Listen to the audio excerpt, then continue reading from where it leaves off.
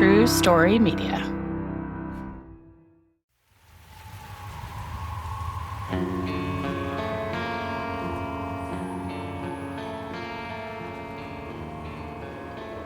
It's Sunday morning, January 26, at a motel in Raleigh, North Carolina.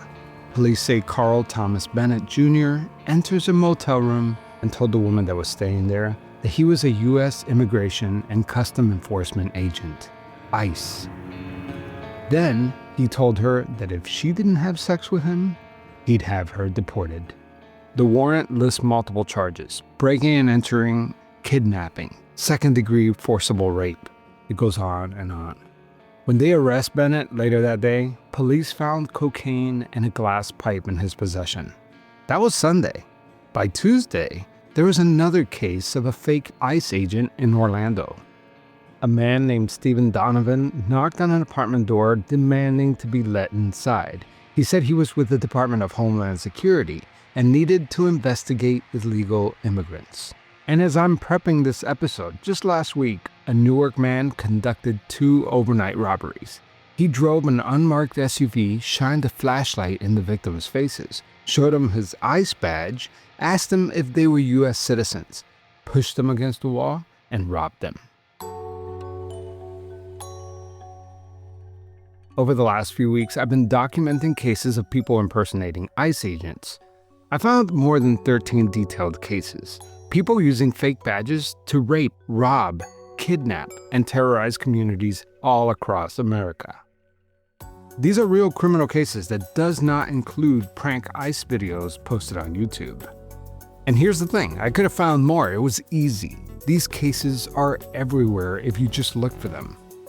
I'm Javier Leyva, and this is Pretend, stories about real people pretending to be someone else.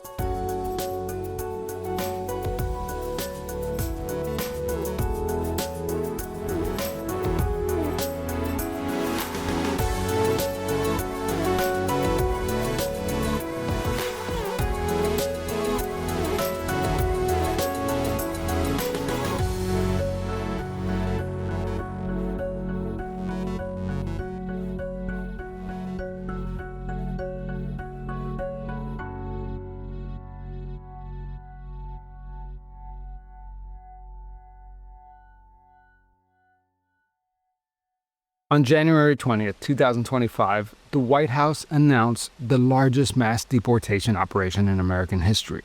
ICE began posting daily arrest updates. A minimum of 3,000 arrests for ICE every day. And so it began. Masked men started snatching and kidnapping people off the streets regardless of their immigration status. Arrest first, ask questions later. Can I go check a pulse? No, I was born and raised here. A few weeks after inauguration, that's when the fake ICE agents started hitting the streets. In February of 2025, an employee working at an apartment complex in Orlando, Florida, was being followed by a man on a bicycle. That man's name is Stephen Donovan. This is audio of the body cam footage when the real police arrived at the scene. You have a gun on you? Yes. Why? Why? Yeah. Because it's crazy around here. There was a bunch of sirens. A Mexican ran into a place, and I locked the door, and that's it. A what? An illegal Mexican broke into one of the places. Donovan told deputies that he was a Homeland Security officer. And like I said, man, I'm not here to hurt you guys. I'm cool. I'm just trying to stop these Mexicans from crossing the border, committing a whole bunch of crimes against all these, tourists, man. You know what I'm saying? You can't just drive around town and start detaining people, okay? Deputies arrested him and charged him with falsely impersonating an officer. Put your hands behind your back. Why? Don't. When I first started looking into the story, I thought it would be maybe 1 or 2 cases. Nope. Just last week, while I was researching this episode, that man in Newark, New Jersey was just walking to his car when a dark-colored SUV pulled right beside him. Police say that a fake ICE agent got out of the car, shined the flashlight at his face, and according to the victim's statement, the driver pointed an emblem on his sweatshirt that said that he was an immigration officer. Police say that the man pushed the victim against the vehicle, searched him, and took $500 from his wallet. Then, according to the report, the fake ICE agent got back in the SUV and drove away. 2 days later, on the same street, Police say that the same man impersonating ICE got out of an SUV, approached another man who was walking to his car, and held a flashlight to his face. He asked, "Are you a U.S. citizen?" According to the report, he put the victim against a brick wall, searched him, and took his wallet, about $300 in cash, plus his driver's license and debit card. Investigators eventually found Julio Garcia Barrera, the man they believed was posing as a federal agent, and arrested him and charged him with 2 counts of robbery and 2 counts of impersonating a public servant. Here's another one. In South Carolina, Michael Ruiz would approach people he believed were undocumented and would tell them that he was an ICE employee. According to federal prosecutors, he told them that he was not just any ICE employee. He claimed to be highly placed within ICE, someone who could, quote, achieve results even immigration attorneys could not, unquote. Ruiz would tell people he could help them get legal status in the United States, but it was going to cost them money to pay off the authorities. According to the indictment, Ruiz would collect a payment, either cash or money orders. In exchange, he would give the victims documents, driver's license, social security numbers, all of them fake. In total, prosecutors say that Ruiz collected at least $58,000.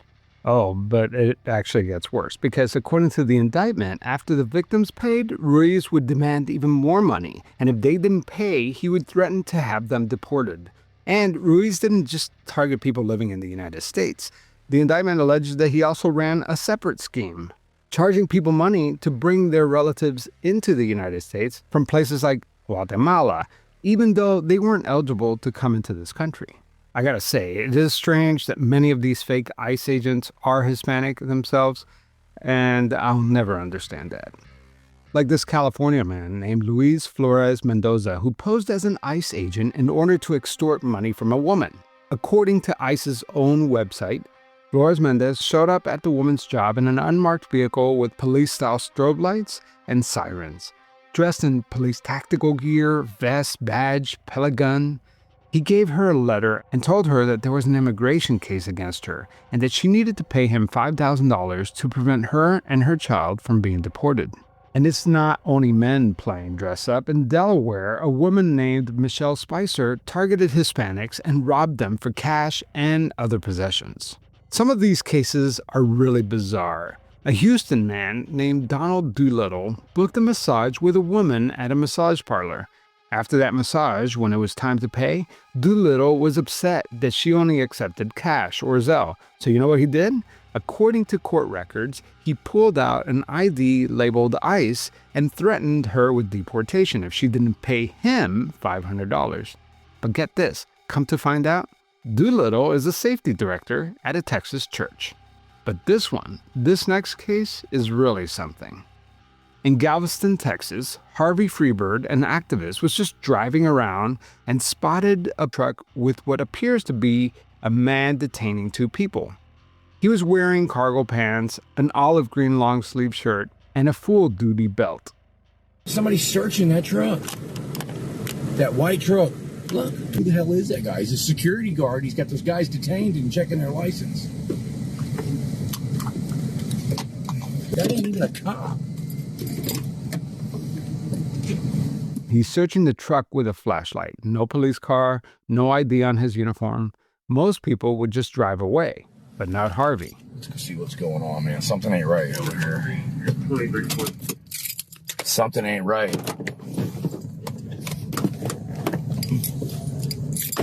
Who are you? Can I help you with something? Hey, man, don't be shining that light in my friend's face. Who are you? Name and badge number. Get your camera. Get your light out of my camera, asshole. You're not an officer. I don't need to give you shit. Get out of here. Give me to you. You're not a real cop. Harvey follows the ununiformed man to his unmarked vehicle and grabs his license plate number. Get his tag number. RGC 8670. That guy's impersonating a police officer. And what he just did to those 2 guys is kidnapping. He unlawfully detained them, got their driver's license. The man, who was later identified as 44-year-old Joshua Warner, flashed what appeared to be a metal badge to their faces. You see it? It's right there. Good. You just hit me in the face with that. When police searched Warner's home, they found fake law enforcement badges, fake IDs, Joshua Warner was arrested and charged with 2 counts of impersonating an officer. Then there's Sean Johnson of South Carolina. You heard me, but you got a big old Mexican right here. You don't even speak fucking English, bro. What's wrong with you? Johnson, sporting a ball cap and a military green jacket, stops a Hispanic driver. You got caught, bro.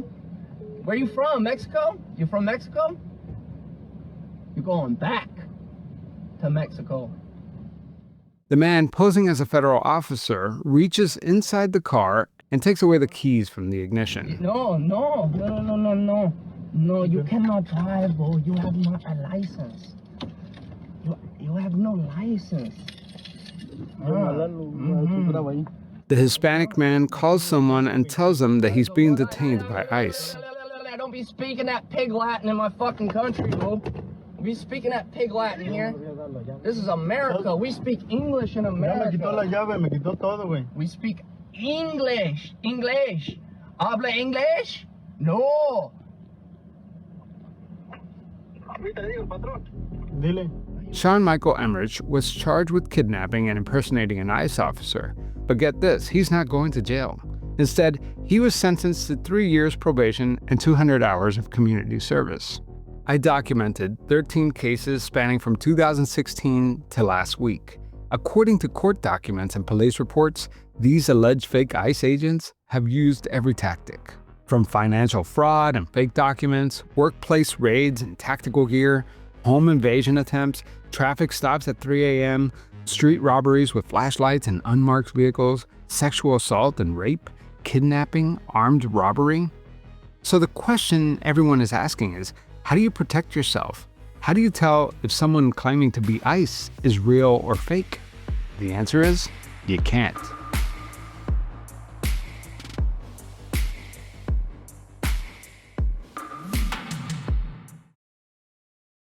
Do you actually work for ICE? No, not at all. Nope. Explain the outfit. It's $29.99 on Amazon. I would recommend buying a small if you're my size. This one's a little too loose for my liking. But yeah, if you want some entertainment, wear this and go to a Home Depot in a sanctuary city like where I live right now, Washington, D.C., and you'll see all the illegals. Not all of them, but you can maybe see a lot of them start to run away. This guy wearing an ICE jacket doesn't work for the Department of Homeland Security, but I bet he could. In sanctuary cities, you're ordered to stand down while dangerous illegals walk free. Join ICE and help us catch the worst of the worst. Ads like these have made its way on TV, your social media feeds, even on this podcast. I specifically have filters in place to avoid any political, gambling, or smoking ads, but somehow these ICE recruitment ads keep sneaking in. It turns out that ICE is on a hiring spree. The mission to protect America with bonuses up to $50,000 and generous benefits. Apply now. $50,000 signing bonus? That's almost as much as a public school teacher gets in an entire year here in North Carolina. Last year, ICE's funding tripled, making room for 10,000 new officers. The goal is to remove 1 million undocumented immigrants a year. It's one of the highest funded federal law enforcement agencies in America. 1 million arrests a year, 3,000 arrests a day. Not only have they ramped up hiring, the Department of Homeland Security even cut their training in half, from 13 weeks to just 48 days.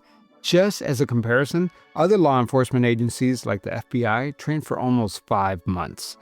They've also lowered the bar, removing the age requirement from age 21 to 18. ICE ERO agents, which stands for Enforcement and Removal Agents, only need a high school diploma.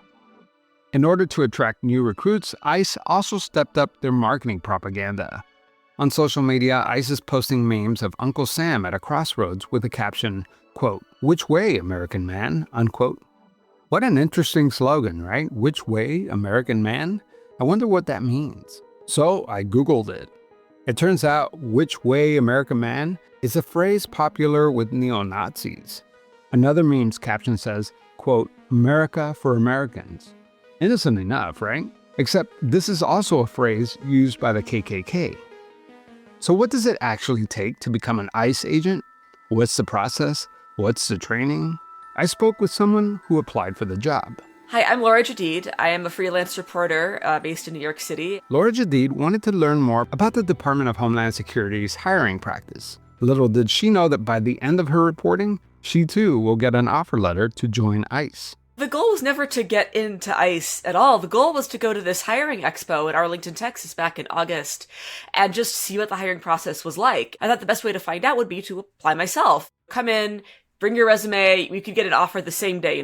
Come in with your resume, walk out with a tentative offer to join ICE with a $50,000 bonus and all the bells and whistles. So Laura brought her resume. It was completely accurate, but she left a couple things out, like, being a reporter. It turns out that on paper, Laura seems to be a pretty good candidate. I'm a veteran. I deployed to Afghanistan twice. I've done both military and civilian analyst work. So at first glance, my resume looks pretty good. Laura Jadeed did 2 tours in Afghanistan as a signal intelligence analyst, intercepting communication, analyzing intelligence, and gathering intel on the Taliban and Al-Qaeda. I figured that would be enough to get me through the first round of interviews before somebody put my name into any computer and realized that I am a journalist with a very long track record of being extremely critical of the Trump administration generally and ICE specifically.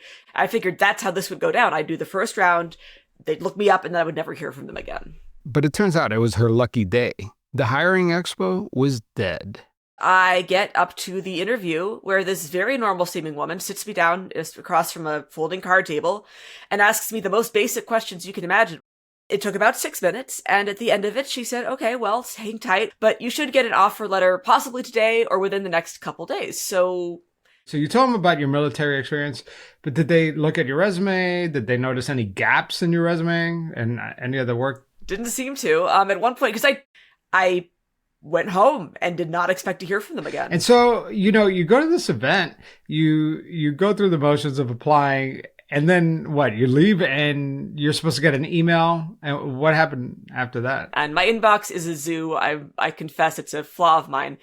When the tentative offer came through a week later, I missed it. I didn't see the email. It sank to the bottom of my inbox. If I'd seen it, what I would have seen was a tentative offer. It said, don't quit your job yet. This isn't a final offer. But you need to accept this within the next 48 hours to be considered.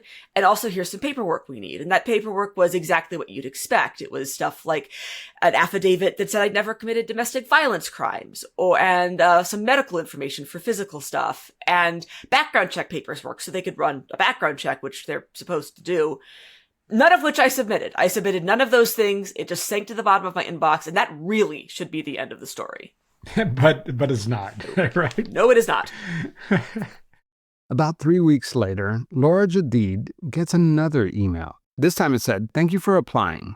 As the next step in your application process, we need you to take a drug test." And I got that one, and I was like, oh, that stinks, because, cannabis is legal in New York. I had partaken 6 days before the test date. I was like, well, I'm going to fail, but okay, sure, I'll take the test.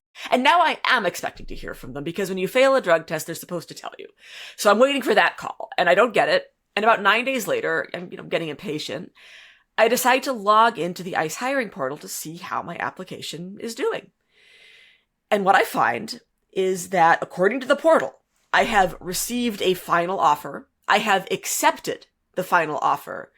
And my start date, my entry on duty date, EOD date, is listed as September 30th, 2025. I'm checking this on October 3rd, 2025.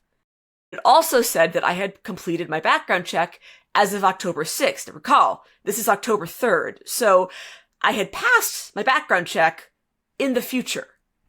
In the future, right? So, you skipped all the application process. You didn't even see the email and you were hired anyway. It seems so. The bigger story here is that, this could have been a glitch. This could have been, you're an anomaly, right? This possible. Doesn't normally happen, right? But the other thing that I could say is that this process seems awfully rushed, right? The Department of Homeland Security has really ramped up their hiring process for ICE. And in fact, it's been reported that they've cut down their training to 47 days. Yeah, that's the thing. It's very funny that they hired me. I find that very, very funny. But it's not as funny when you consider how many other people this may have happened to. And, maybe it is just me, but it seems unlikely that a glitch like this affected just me. Could you imagine somebody with bad intentions of like trying to kill Jews or trying to kill, I don't know, immigrants or something like that? Like they had really radical ideology, them slipping through the cracks, Absolutely, right? yeah. I mean, that's the thing is there's been a lot of speculation, who are these ICE agents? They're masked, we don't know. Are they Proud Boys? Are they white supremacists? And the answer might be that ICE doesn't know. It might not just be us that don't know. ICE might not know.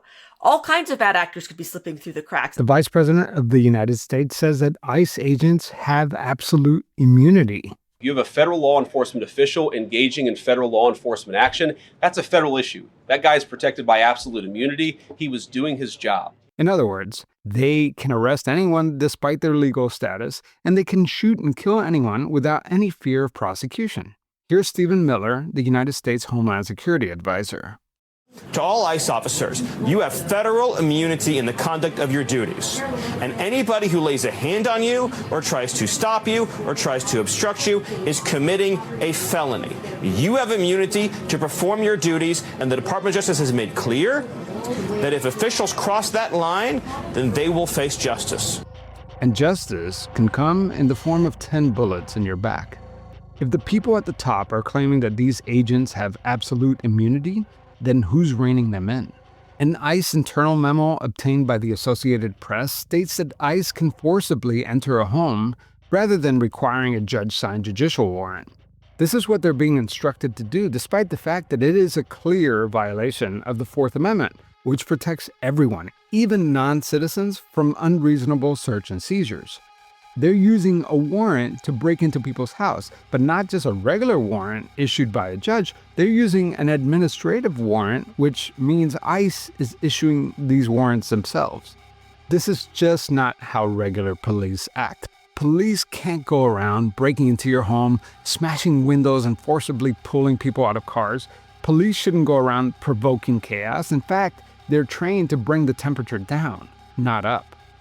For example, why did ICE agents decide to sideswipe a woman driving down the street? And it wasn't a huge accident either. It's not like it was a huge collision. It was a sideswipe. He accidentally hit me. In your mind, this is one of these incidents you pull over, exchange information. Yeah, like a regular car accident.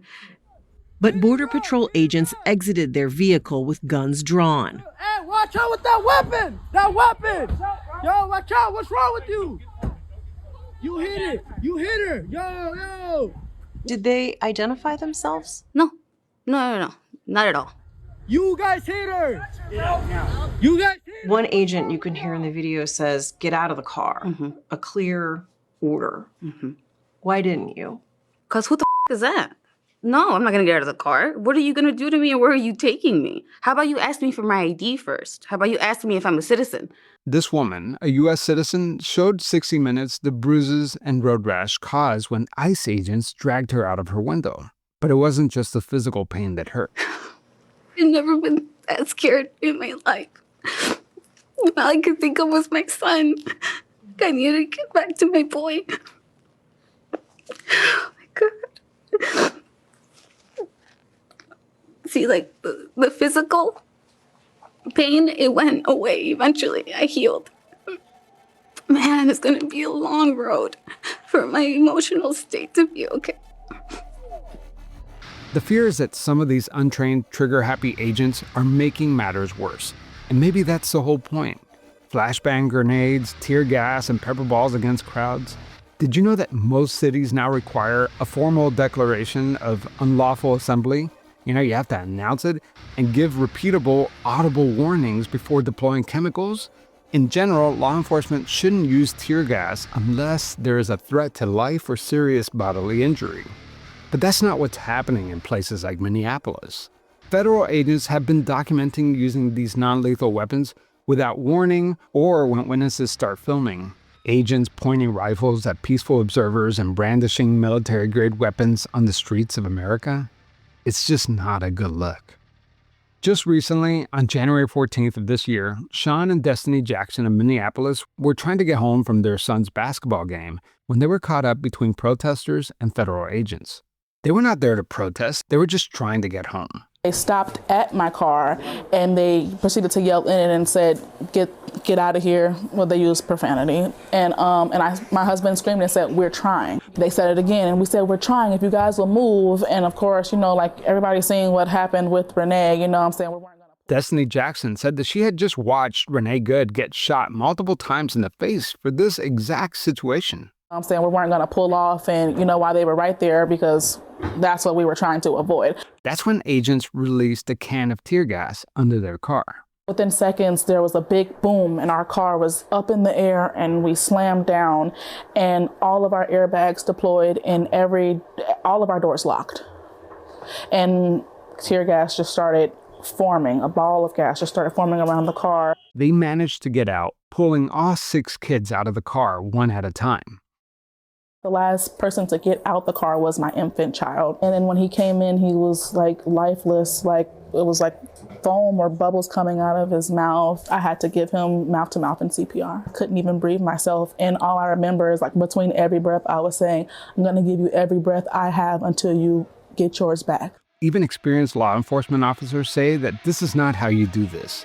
6 men pulling a woman out of a car, carrying her by every limb, throwing tear gas inside a car full of kids. Stop kneeing him in the face! Our social media feeds have been taken over with daily videos like this of 4 ICE officers holding a man to the ground. Even though he's calmly laying on his stomach, an officer continues to knee him in the face. I mean, is that really necessary? When in the 8-week training did they teach you this? If you're still listening, I really appreciate it because it is so much easier to just turn off this episode. It's easier to look away and pretend that this is not happening. This is not meant to be a political episode. It's a wake-up call. Like, surely we can agree that this type of police work is unlawful. At the very minimum, unnecessary. Sure, get the bad guys off the streets, but that's not what we're seeing here. I don't think that there is a better example than the execution of Renee Good and Alex Preddy.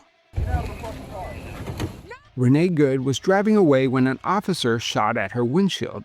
As if that wasn't enough, when he was clearly out of harm's way, he continues to shoot her. 1 shot entered the right side of her chest, 1 shot hit her arm, and the fatal shot entered the left side of her head. Alex Preddy was gunned down 10 times for trying to help a woman who was pushed to the ground. Agents sprayed him, they pinned him to the ground, beat him with a spray canister. One agent then removed Preddy's weapon, while another agent reaches for his gun and begins to shoot. And you could argue that Preddy should have just stayed home that day, set aside that he was practicing his First and Second Amendment right. You might just say that he was looking for trouble, right? Let's just go with that for a second. Why shoot him? Especially after they removed his weapon. Even after the agents fired 4 shots, another agent continues to unload on Preddy's lifeless body. 10 shots in 5 seconds. Again, why? And we can't see the faces of the masked men who shot him. The government says that they're investigating, but until a news organization like ProPublica published the officer's name, they weren't going to tell us. They weren't going to tell Congress. Are we just supposed to trust them? What country are we living in? So again, what can we agree on? Can we agree that U.S. citizens should not be shot dead? When someone is killed execution style, that there should be an independent investigation and not just lip service? Unmask these men, identify them like any other law enforcement. Release the names of the officers involved. So next time you see a masked man wearing what looks like an immigration enforcement jacket, how do you know if they're the real thing? Listen, I guess there are fake ICE agents pretending to be real federal officers, but maybe the ones that we should be afraid of are the real ones roaming our streets.